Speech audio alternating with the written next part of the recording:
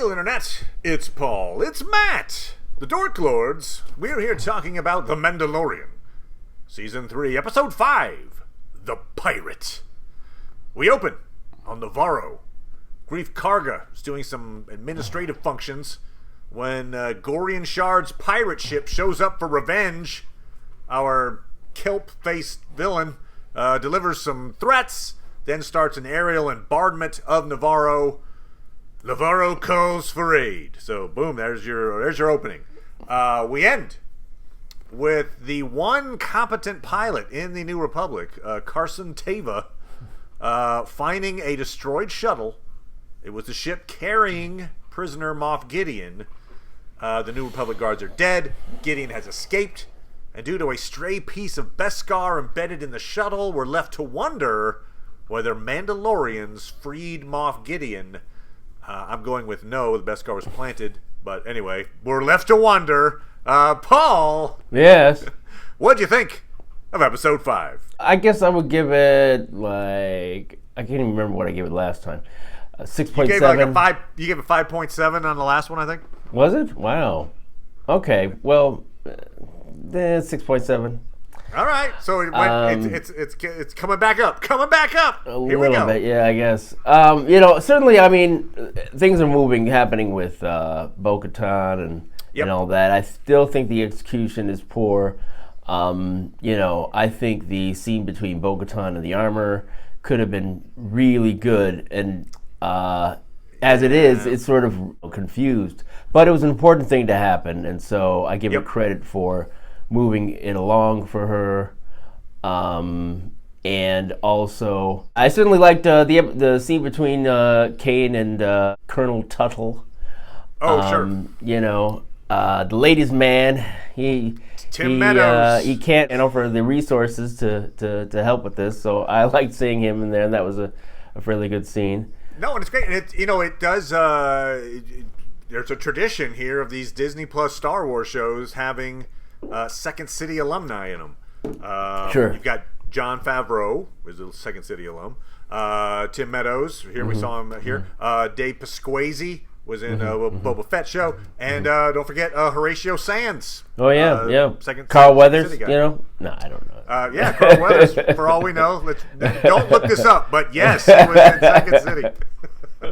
Tim Meadows did a great job, and what we're seeing about the New Republic is something that he is demonstrating here, that there's an incompetence and a lack of attention to detail, and it's kind of like a kind of quality about the New Republic that you're just like, oh, they're just setting them up because they're going to fail, so they're like, just here it comes. You're like, oh. Teva has the line where he's like, look, by the time you guys figure it out, there's something happening out there. He's like the ultimate conspiracy theorist, except he's right. Something's happening out in the Outer Rim, and you're not figuring it out. And by the time you do, it's going to be too late. And the First Order is going to be around, and they're going to blow up your planet. Oh, so one of the big cameos, Zeb. He got a Zeb cameo. Zeb, regular character on the Rebels show. Oh, and right, of course, yes. Dave Filoni brought him into live action. And I'll say that, he looked good in live action. That wasn't a gimme. I wasn't sure that character would translate to live action, but he did. Well done. But yeah, it's like, hey, look, that's Zeb from the show. Got it. The action scene in this one I thought was pretty nice. The Mandalorians airdropping into Navarro, taking out the pirates. It was a fun action set piece. The action set piece was fine, even though it's still underpopulated. And it is very underpopulated. Yeah, and I guess it's just too expensive, or you need too much time to do something that's respectable there. I didn't notice it as much when the airdrop happened in the city, because theoretically at that point the city had been abandoned, and so there weren't supposed to be so many citizens hanging around. I guess, but the whole thing actually didn't make me feel that Mandalorians are that impressive. So, okay, fair enough. You just get behind the guy with the minigun. That's what you do. Oh, the minigun's here. Which miniguns and Carl Weathers made me think of Predator, but yeah. I'm tempted to rate this whole thing lower because I just keep thinking of things that annoyed me. Like, how much it's like really like, oh, Bo-Katan is really going to save the day here. It's just so set up that, it's like, wow, she's so important to them. She clearly the one to lead them all. Well, that's kind of was my issue with the last episode, where like they nerfed the Mandalorian so bad, like, oh, this dragon always comes and takes our kids. Yeah, oh well, there's nothing we can do about it. You're like, oh wait, she just got in a ship and followed it. Oh, okay. Yeah. Like, come on, guy. I mean, they represented the Mandalorians as more competent than that. So here we see Bo-Katan is leading this strike team, if you want to call it that. But the crowd size, especially the crowd that's outside the city, where Grief Karga is talking to them, and you can count them because there's no buildings. Yeah. That is a soccer team. They saved the Navarro soccer team. Yeah. So that was like, okay, you're right. Yeah, you're just like, it's probably cost, or maybe it's a holdover from the pandemic when you couldn't have a bunch of crowds. But it felt small, and like, okay, well, was it? You can understand Tim Meadows, right? Tim Meadows like, well, we can't expend the resources to send. We're gonna save 11 people. We'll send ships to other places. Thank you. I wanted to knock Grief Karga down for his title. After that, it's like, hi, really? That's true. Well, he doesn't even call himself that at the end. That's has to correct. It was like he was so afraid he forgot to pump himself up, and so the droid had to remind him. As a reward, because if we had the tables turned, we had the whole speech, the rallying speech to like go, which was like, hey, they were killing us off. Just so we could just save little baby Yoda, but you know what? This is the way we're doing it. And so you had this turnabout where former enemies are now theoretically friends, and Grief Karga gives them this plot of land. He's out past the lava flats. I'm just thinking that the lava flat. It just feels like, especially with what apparently Mandalorians look for. Like, we gave you the most dangerous, don't worry, unstable region on the planet. We stocked it with dinosaurs. You should feel right at home. But it's also, they kind of set that up in a way when Teva, the pilot, uses R5 to track down the covert, and he's like, "Oh, hey, everybody!" But then as he leaves, he's like, "Look, I'm not going to tell anybody where this is, but you guys are going to move anyway, so I'm not even going to worry about it." But so this is the place to move to. This or they're going to obviously head to Mandalore as well. So I don't know if like some of them will homestead here. They have 2 homes now, so there you go. Well, you mentioned Kane. Yeah. She's continuing her spy work for the First Order, obviously. I say First Order. I don't know if it's the First Order, but she continues her spy work. Let's put it that way. Yeah, and I liked how a key to her experience here is to really be a kiss ass. So right. I can get you something from the commissary. Ooh, yeah. Ooh. Well, like a cruller. Pick you up a PB&J. Yeah. Oh, I don't know. Exactly. But also, Navarro would certainly make her like take notice, because that was where one of the labs was, right? That was where Dr. Pershing was. So she would be very interested in the goings-on at Navarro. But it also kind of supports my earlier theory that perhaps that Dr. Pershing episode really was more of an Elia Kane episode. Like it was more of a reintroduction to her character. We'd met her briefly before, but like, in other words, he's mind wiped. I think we're probably done. He's probably in the rearview mirror now. Like, I think that was all to say, like, Elia Kane, here is a very critical piece to the bad guys. Another thing I did like, actually, about the set piece, the action scene on Navarro, we actually saw the same bar, I believe, where the season 1 finale was. But that goes to a point, he's saying, the Moff Gideon at the end of season 1. We're getting, again, we got a clue. Oh, we already knew he had escaped, but we get further confirmation he escaped. Mm-hmm. But we're not seeing him. We're not seeing him talk. Everything's happening off screen. Yeah. And I feel like we're gonna like run into him late again. I'd rather spend time with him. Let's put it that way. Right. Sure. And I think it's a missed opportunity. You have a very good actor. and we could see more about that villain. They're hiding the ball on him deliberately, which it's a strategy. I'm just like, I think I prefer to see more of the villain than just have him show up maybe in the finale and be like, it was me all along, and then okay. Maybe dramatically that would be more impressive. I still think even that they wouldn't execute as well as they should. So fair enough. you have a lot of confidence in this show, Paul. Yes, it's just true. It's like, geez, it's like, why don't they just, is the Andor writing team down the hall? Just ask somebody to come in. Can you spruce up this dialogue a little bit? They use it as like a resume builder to like go somewhere else. Like, oh no, wait. On the point that these episodes are highlighting the fact that the New Republic is kind of a joke. You have even the moment where the pirate Gorian Shard, laughs at the mention of the New Republic. It's like, oh, the New Republic's going to save you? Are they? Oh, okay, sure they are. And so they are a punchline. Yeah, that I give some credit to that conversation. I mean, not that I don't think it could be better, but I think it did a good job sort of trying to stand up to him. Creed did. Yeah. And him sort of like laying out exactly the position. It does feel a little convenient that this pirate gets killed at the end of the episode. So that's as much of a threat. It's like that one henchman guy who gets away. Yeah, what's his I think name? his name is Vane. Yeah, Vane. Okay, so he'll be an antagonist for Din probably in the finale or something. If I had to guess. I mean, I guess of the two of them, I like Vane better.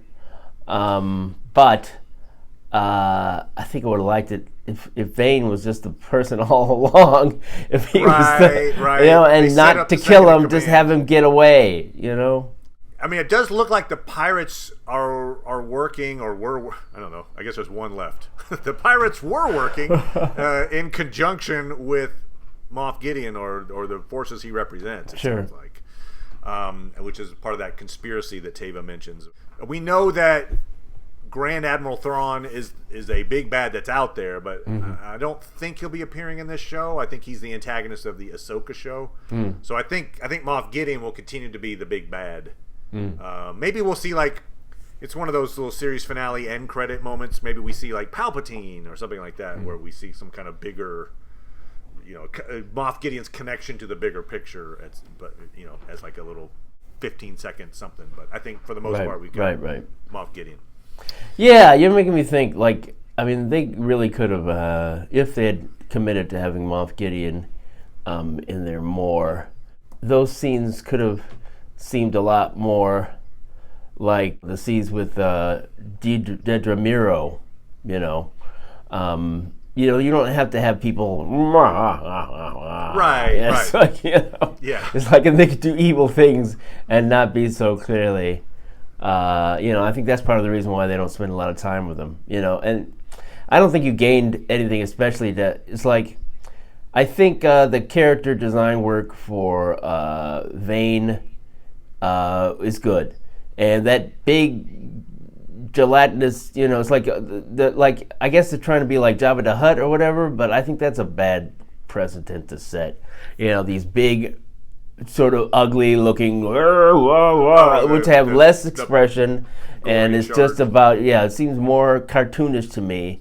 He definitely felt cartoonish. We mentioned the word cartoon, I think, in each of our recaps this season, so I guess it's appropriate we should bring it up to be like, that felt like a cartoon film. I don't know why a show that's directed by Dave Filoni would feel like that, but feels like an animated show. Yeah. The other thing that was odd, and you've already kind of alluded to it here, but I was shocked that the armor just decided that Bo-Katan didn't need her helmet after all. Yeah.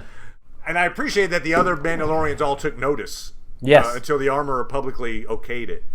And I guess the reasoning is that in order to unite the other Mandalorians, Bo will have to show her face and not demonstrate like an allegiance to this Death Watch cult as the other people see it. Yeah. But that's a very reasoned compromising decision to make for the armor, which I know up until now I don't think we've known her for her compromise.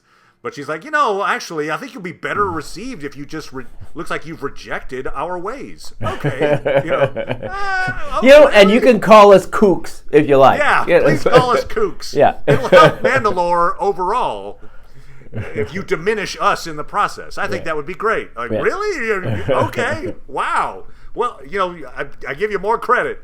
Yeah, I feel like that should have been more of a conversation, so we can get an idea of how the armor actually feels about their situation and what, and a vision for something about the unification of Mandalore. It's like, okay, you're just going against your beliefs here. This whole, do you trust me? It's just like, come on. Just like, these characters can say more than they are. It just makes... In fact, it might have been interesting to have maybe Bo-Katan, request it or recommend it. Like, hey, if I'm going to go, if you want, the armor says you need to go unify everybody. Like, look, it'll be easier for me if they don't think that I am... No, I think it's a good idea for the armor to suggest it. But I think you just need to understand more from the armor. Like, you know what? I felt, I loved being a part of Mandalore.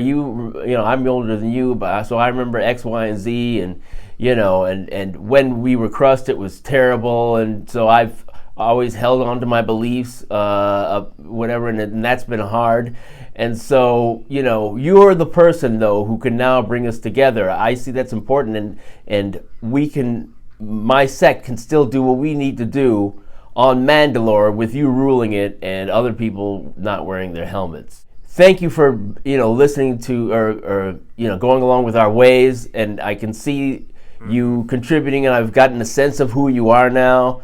So, you can go on to talk to those other people who are not going to go along with our ways. I mean, it really should have been something where you can get a sense of it. You suggested that, she could have taken her helmet off to make the point. Right. He's like, okay, we're done here. Could you give me directions to that? Because I have to go and take a bath. So if you give me direction to that I'm cave. I'm so sweaty. Oh, God. Somebody hose out this helmet. But also, if I was one of those other Mandalorians, I think I would be pissed, right?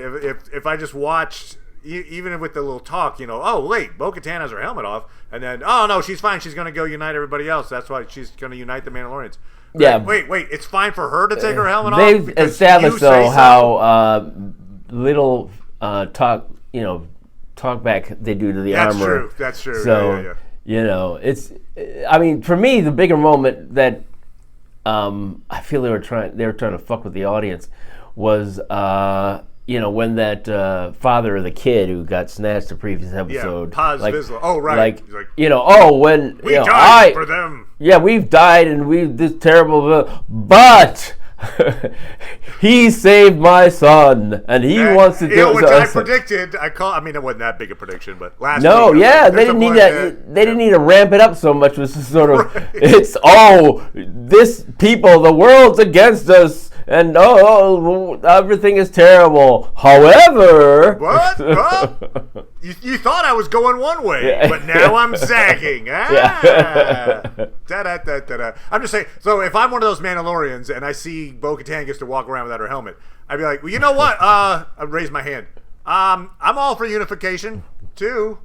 So can I take my helmet off? I mean, you can apparently just say yes, and then we can all dispense with this goofy tradition. That would be great. Hey, everybody, unification! Whee!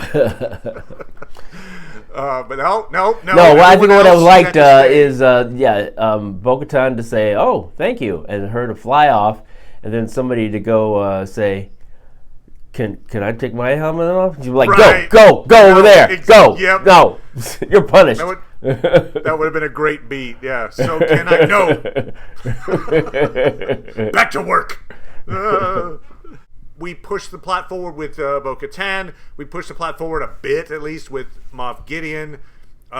We've learned that we knew there was a conspiracy out there. We knew it. But it's going to manifest in the events that take place in the sequel series. But yeah. So yeah. I feel like in general, the season has plotted in some like it's like we have a bit of a plot, but we're drawing it out so much that it's feeling forced. You know, it's feeling like, okay, we're hiding the ball. Okay, you can move on. You know, okay, I think you know what they were trying to do, I think, is sufficient, but I think the limitations of you know, I think the dialogue and all these helmets that are around and how little we actually get character moments that and you know, a real sense of what people are feeling beyond, you know, always wanting to fight or whatever. I just don't think we've gotten an interesting look into this culture. And so, you know, that's why, you know, I like the breaks. I've heard other people talk how awkward the Coruscant, you know, episode was. But, you know, I just want more expression. And, you know, if you're going to take us on this journey, I want to feel it, and, you know, I'm not feeling it. You could argue that this is a difficult transition to make, I guess. And so, you know, maybe after this stuff happens, then it becomes easier for them to, you know, do the story. I do think that probably in the next episode, we will have, you know, because Bo has left she's left Navarro without her helmet. Right. And her purpose is to unify Mandalorians. I think she's going to be visiting different sects of Mandalorians and trying to convince them to unify. So, if the dialogue is better, is Din going to go along with her? I mean, it's his show, right? So you would think he's. Yeah, that's a good point. Are they, you know, like a cut scene type thing where he's back on Navarro or something? Because I feel as if it doesn't make as much sense to have him stay with the other Mandalorians. Yeah. Because that's a good point.